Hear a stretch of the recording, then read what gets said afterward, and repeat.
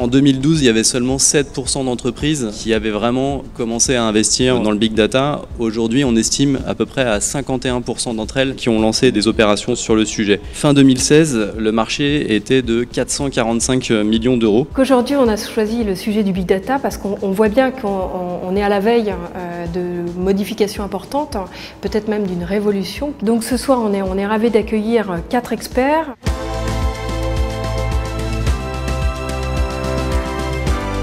Pourquoi c'est une révolution? Nous avons plusieurs technologies qui arrivent à maturité en même temps. Donc ça, pour nous, c'est la problématique numéro 1, c'est le stockage de données, la sécurisation de ces données. Les marchés anglo-saxons ont une culture de la donnée externe qui est beaucoup plus grande que les marchés européens. C'était très intéressant d'avoir un panel assez varié d'experts. C'était aussi très important que les étudiants prennent conscience en fait, que leur métier a déjà évolué et surtout comment le big data va impacter leur futur métier. En tant qu'étudiants, c'est important pour nous d'avoir des professionnels, d'augmenter la visibilité du Master 203, d'augmenter la visibilité de Dauphine et donc du coup nous faire connaître dans le milieu professionnel.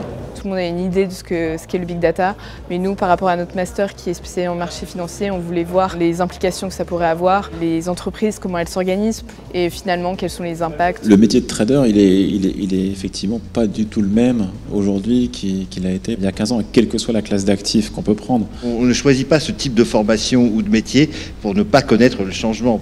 C'est complètement consubstantiel, donc attendez-vous à que beaucoup de choses changent. Il y aura toujours un trader, mais est-ce qu'il fera la même chose? Non.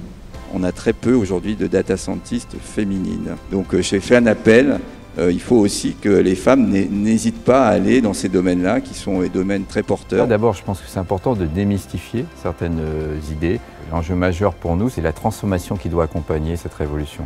Donc ce n'est pas uniquement la data, mais c'est aussi de se transformer. Pour nous, c'était important de venir déjà pour mentionner notre consultation et parler de notre point de vue régulateur européen, vision des bénéfices et peut-être même des risques de big data. Le big data, le machine learning, le cloud, les formations en ligne, toutes ces technologies s'appuient les unes sur les autres et permettent en réalité d'avoir un résultat assez simple et utilisable.